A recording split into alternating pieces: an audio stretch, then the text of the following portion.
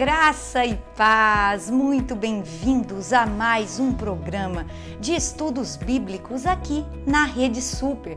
Eu sou a pastora Ana, falo com você aqui de Portugal e hoje eu quero compartilhar com você a palavra de Deus. Alguns dias atrás, um casal, o Cristiano e a Tatiana, me pediram para poder fazer um estudo sobre as Escrituras. Então hoje, atendendo ao pedido desse casal, eu quero compartilhar com você, um estudo sobre a Bíblia. E, queridos, nós vamos usar como base aqui a apostila do aprofundamento. Se você é de alguma cidade que tem a Igreja Batista da Lagoinha, você procura aí um dos seus cursos do Carisma Start, que tem o Start, tem o Aprofundamento, tem o ID, e no curso Aprofundamento você vai achar aqui, o curso o estudo sobre as Sagradas Escrituras. Então, queridos, eu queria começar lendo para você 2 Timóteo. Nós vamos ler o capítulo 3, verso 16.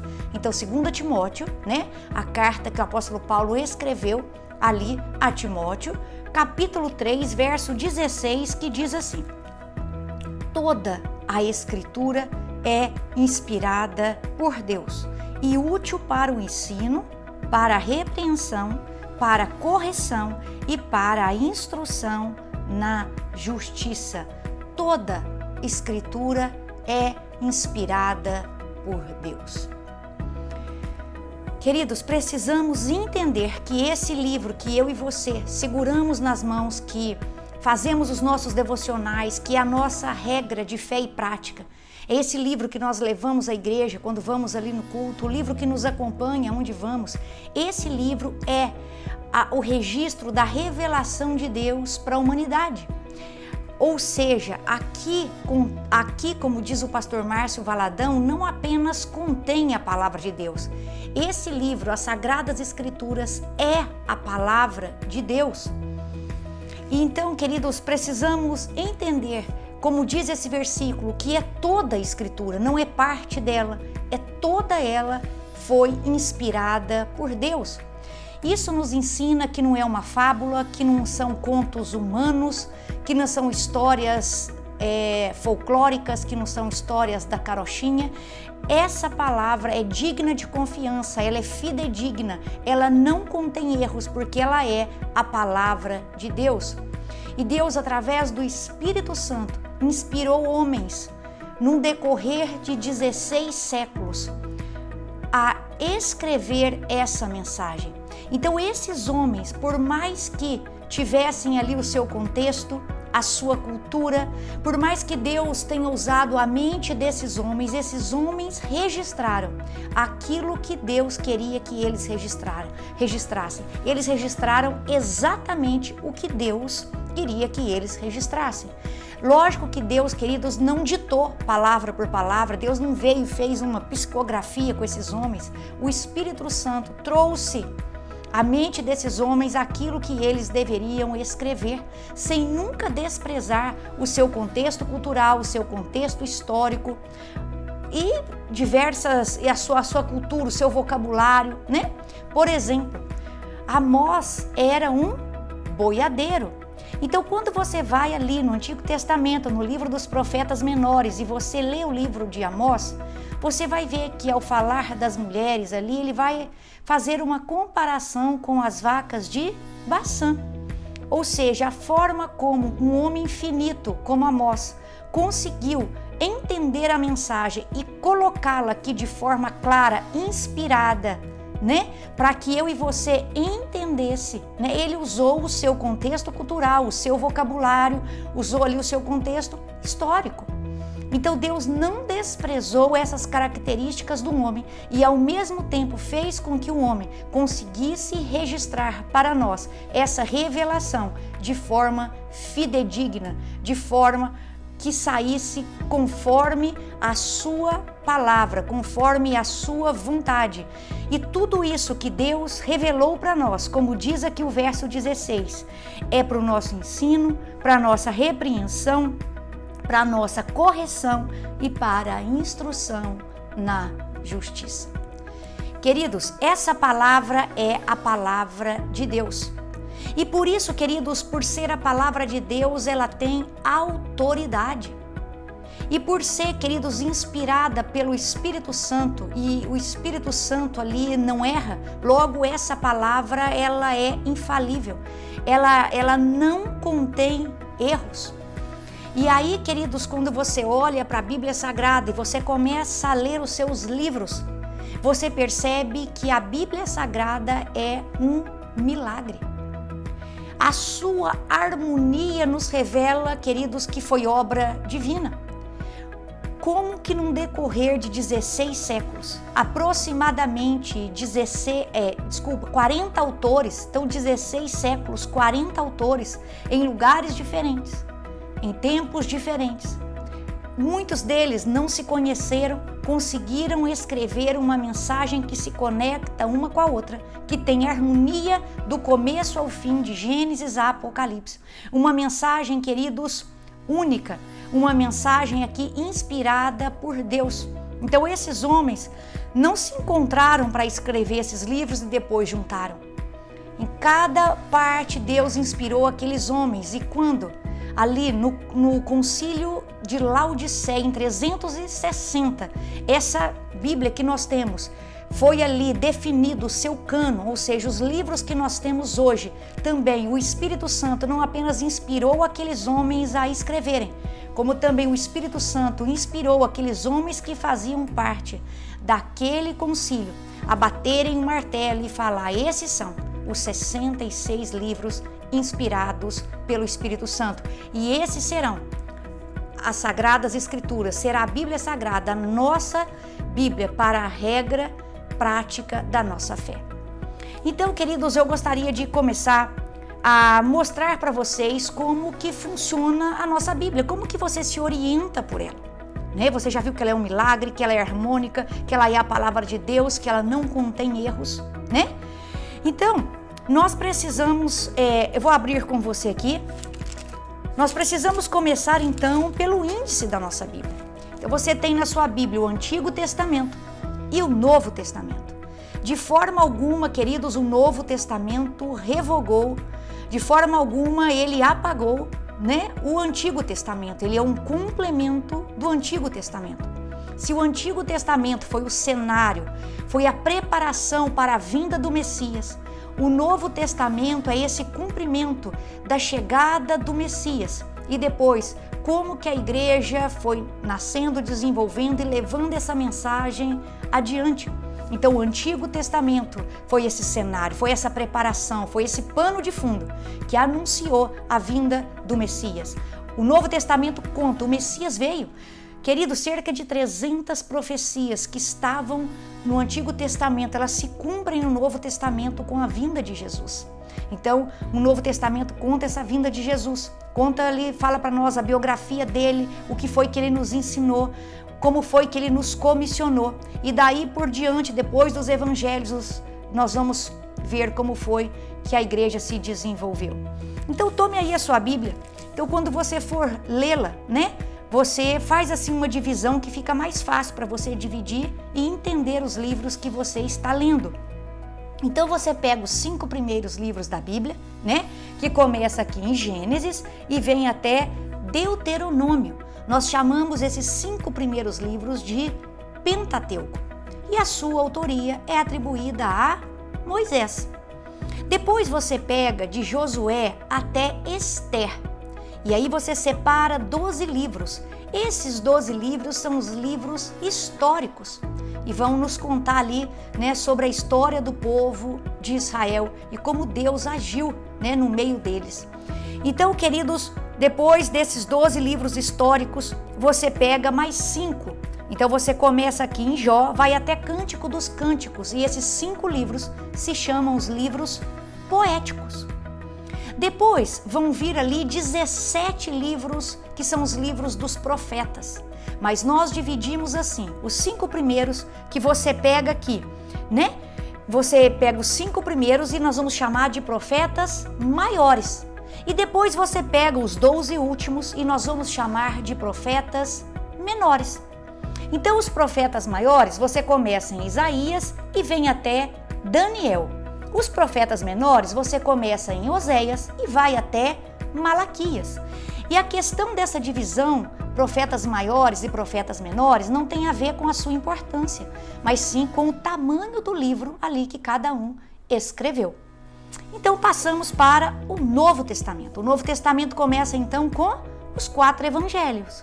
Os 3 primeiros sendo sinóticos, que trazem ali, as histórias parecidas, E tem o Evangelho de João. Então começa com essa biografia de Jesus. Jesus veio, o Messias chegou, o Filho de Deus veio, Depois vem os Atos dos Apóstolos, que é um livro histórico no Novo Testamento, que vai nos contar como foi que os apóstolos levaram a mensagem após, Jesus ser assunto aos céus, como foi que a igreja nasceu e se desenvolveu.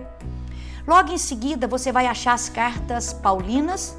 Depois das cartas paulinas, você encontra as cartas gerais. E por fim, você encontra Apocalipse, que é o livro da revelação. Então, o Antigo Testamento tem 39 livros e eles foram escritos em hebraico. E num determinado tempo, 70 homens ali, sábios, estudados, se reuniram e fizeram a tradução, do hebraico para o grego. É o que nós chamamos de Septuaginta. E o Novo Testamento foi escrito em grego. E aí você vai ver ali depois a Vulgata Latina, traduzida do grego para o latim. Então aí você já tem mais ou menos um panorama do seu Antigo Testamento e do seu Novo Testamento. Agora, queridos, talvez você esteja perguntando assim, pastora, mas o que é revelação? Se é a revelação de Deus, como é que Deus se revelou? E aí precisamos ir na teologia. E a teologia diz para nós, queridos, que há 2 tipos de revelação. A revelação geral e a revelação especial. Então Deus se revelou à humanidade de forma geral. Então, através da sua criação, Deus se fez conhecido, Deus se revelou dessa forma geral a todo ser humano, a toda a humanidade. Então, quando você olha para a natureza, quando você olha para a criação e a beleza, a quantidade de espécies, a perfeição com que tudo foi criado, você pensa, realmente, existe um ser que criou todas essas coisas. E todo ser humano, ao ver essa criação, ele se torna indesculpável. É o que Paulo escreveu para a gente na sua carta aos Romanos, capítulo 1. E nós vamos ler esse versículo para você. Então, Romanos 1, 20, diz o seguinte: a revelação geral, então, está estampada aqui. Pois desde a criação do mundo, os atributos invisíveis de Deus, seu eterno poder e sua natureza divina têm sido vistos claramente, sendo compreendidos por meio das coisas criadas, de forma que tais homens são indesculpáveis. Então a revelação de Deus, queridos, ela foi sendo progressiva e gradativa. Então no decorrer desses anos todos, o Senhor foi revelando pouco a pouco, ou seja, gradativamente, porção e porção, dessa revelação. Então quando, por exemplo, na época de Jesus, ali eles já tinham todo o Antigo Testamento formado, inclusive eles citavam as Escrituras, eles liam as Escrituras, os livros do Antigo Testamento. Então, digamos, na época de Abraão, a revelação tinha ali um bocado. Depois ela foi aumentando. Na época de Jesus ela já estava bastante grande. Mas, queridos, hoje eu e você temos a revelação completa. Então ela foi gradativa e também progressiva, ou seja, ela foi dinâmica, ela não parou, E hoje eu e você temos essa revelação completa. Então no decorrer de toda a história, Deus foi se revelando à humanidade e falou, queridos, por meio de profetas. Mas nos últimos dias Ele nos falou por meio do Filho. E a revelação especial, então, ela é através de Jesus Cristo. É Deus se fazendo verbo, Deus se fazendo verbo, se fazendo carne e vindo habitar entre nós. É a revelação especial. E isso nós encontramos, lá em Hebreus 1, capítulo 1, dos versos 1 a 3, que diz: há muito tempo Deus falou, muitas vezes e de várias maneiras, aos nossos antepassados por meio dos profetas. Mas nesses últimos dias falou-nos por meio do Filho, a quem constituiu herdeiro de todas as coisas e por meio de quem fez o universo. O Filho é o resplendor da glória de Deus e a expressão exata do seu ser, sustentando todas as coisas por sua palavra poderosa. Depois de ter realizado a purificação dos pecados, ele se assentou à direita da majestade nas alturas. Então, queridos, como eu disse para você, né, esse aqui é a palavra de Deus, é a revelação de Deus para a humanidade. E homens como eu e você, né, foram inspirados pelo Espírito Santo a escreverem, a registrarem essa mensagem para o nosso ensino, para a nossa correção, não é verdade? Mas talvez você pergunte assim, pastora, quando lá no concílio de Laodiceia, em 360, aqueles homens se reuniram, quais foram os critérios usados para saber qual um livro era inspirado e podia entrar no cano, ou qual livro que não era inspirado e não podia entrar no cano, né, que nós temos hoje? Aí, queridos, eles levaram em conta 4 critérios. Então tem ali o critério, a inspiração pelo Espírito Santo, como nós já vimos, o livro tem que ser inspirado pelo Espírito Santo, né? Mas tem também a autoria. Então naquele tempo eles pensavam assim, vamos ver quem é o autor. Então o autor, aqueles que caminharam com Jesus, aqueles que estiveram, né, perto de Jesus, a autoria ali apostólica. Mas nem todos os livros foram os apóstolos, não é? Então, por exemplo, Lucas escreveu aqui o Evangelho e escreveu também o livro de Atos. Mas Lucas, nós sabemos aqui na Bíblia que ele pesquisou, né, para nos registrar todos esses acontecimentos. Mas não foi ali apenas um esforço humano. Ele foi inspirado pelo Espírito Santo. Evangelho de Marcos. O Marcos nós sabemos que caminhou com o apóstolo Pedro. Então, esses critérios, né, esses estudos foram sendo feitos para ver qual livro era inspirado e poderia fazer parte do cânon. Outra coisa, queridos, era a doutrina. Então, a doutrina, ela precisa conter um ensino espiritual e ela precisa estar em harmonia, ela precisa estar de acordo com as demais escrituras. Hoje, quando você lê aí a sua Bíblia, você vê que um livro se conecta com o outro. Um vai completando o outro, ou seja, quando eles fizeram um estudo completo, eles foram vendo, olha, esse encaixa nesse, que encaixa naquele, e foram montando esse quebra-cabeça. Então, a doutrina é muito importante, porque a Bíblia ela é harmônica. Como colocar aqui um livro que contradiz um todo, né? Então, um livro, por exemplo, que apoia a feitiçaria é contra a palavra de Deus. Logo, por exemplo, um livro como Tobias, que incentiva ali, né, a feitiçaria, ele não pode ser considerado inspirado, porque não foi aqui, não combina, não está de acordo com a mensagem geral, né? E assim por diante. Outro critério foi a universalidade, ou seja, todas as igrejas aceitavam esses livros como regra de fé e prática para a sua vida cristã.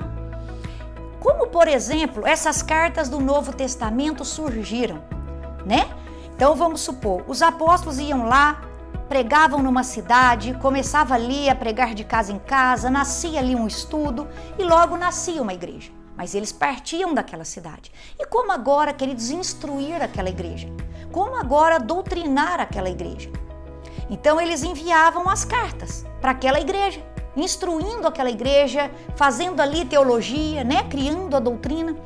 Então, queridos, é assim que nós vamos tendo essas cartas. E essas cartas estão aqui, né? Não apenas para a instrução daquela igreja no passado, mas para a nossa instrução hoje, né? Então, aquela igreja primitiva, ela foi fundamentada na doutrina dos apóstolos. E assim somos nós. Então, tem a autoria, a doutrina, a universalidade e também a inspiração. Mas algo que eu e você precisamos saber é que essa é a nossa Bíblia. Então, 39 no Antigo Testamento, 27 no Novo Testamento, formando 66 livros. Mas talvez você pergunte, pastora, eu já tive contato com uma Bíblia católica. Por que a Bíblia católica tem 7 livros a mais do que a nossa? Queridos, porque eles entenderam, né, ali que aqueles 7 livros devem estar no cânon deles. Mas por que nós não consideramos aqueles livros como inspirados por Deus? Por 3 motivos. primeiro deles é porque já naquela época os judeus, esses livros estavam circulando e os judeus não aceitavam esses livros, não recebiam esses livros como sendo inspirados por Deus. Então logo aqueles livros não faziam parte da sua vida cotidiana, nem da sua vida ali da regra prática, né, de fé deles. Segunda característica, os próprios autores, alguns desses autores, né, eles se declararam no corpo ali dos seus livros que eles não estavam escrevendo da parte de Deus, que eles não tinham sido inspirados. E o terceiro motivo, queridos, é que nem Jesus e nem os autores bíblicos citaram esses apócrifos, né? Citaram esses outros 7 livros. Quando você vê, por exemplo, Jesus cita as Escrituras. Quando você vai para os autores bíblicos, eles citam partes da Bíblia, eles citam os livros. Mas esses 7 apócrifos, eles não são citados nem por autores bíblicos e nem por Jesus. Então, me parece que esses autores bíblicos e Jesus também não consideravam esses livros como inspirados. E por isso, então, eles não estão aqui. E você pergunta, quais são esses livros? É Judite, Tobias, Eclesiástico, Baruque, Sabedoria de Salomão, 1ª e 2ª Macabeus. A Bíblia é a palavra de Deus. Toda escritura foi inspirada por Deus. Guarde isso no seu coração. Não deixe, queridos, que as dúvidas roubem o seu devocional. Não deixe que as dúvidas, queridos, te roube o poder de transformação que esse livro tem sobre as nossas vidas. Você pode ler um livro de autoajuda e isso te ajudar, mas esse livro, ele pode te transformar. Então, mergulhe na leitura da palavra de Deus. Aqui, queridos, homens registraram, mas foi Deus, no controle de todas as coisas, que preservou essas escrituras da forma como elas são. Tanto no momento do registro, como no momento ali da compilação, como até hoje quando chega nas nossas mãos. É Deus no controle de toda a história. É Deus preservando a sua mensagem, a sua palavra, para que chegasse a mim e a você e nós fôssemos por ela instruídos, dirigidos, queridos. Olha, é muito mais do que conhecimento. Não é um livro que eu e você lemos para nos encher apenas do conhecimento. É um livro que tem poder para tocar o mais profundo da nossa alma e nos transformar, queridos. É um livro que revela o plano de Deus, um Deus amoroso, um Deus que tem um amor incondicional. É o plano de Deus para a humanidade, o plano de Deus para resgatar os seus filhos do pecado. Essa é uma mensagem de amor, essa é uma mensagem de salvação. Leia a Bíblia Sagrada. Ela é a palavra de Deus. Ela é o registro da revelação de Deus para a humanidade. E quando nós entendemos isso, nós então cumpriremos o seu ide por todo o mundo e pregai o Evangelho a toda criatura, para que outros também recebam essas palavras de vida eterna. Queridos, espero que esse rápido estudo tenha edificado a sua vida. Se você quiser aí um estudo sobre algum assunto, entre em contato comigo e eu vou com muito carinho gravar para você. Jesus te abençoe e até quarta-feira que vem.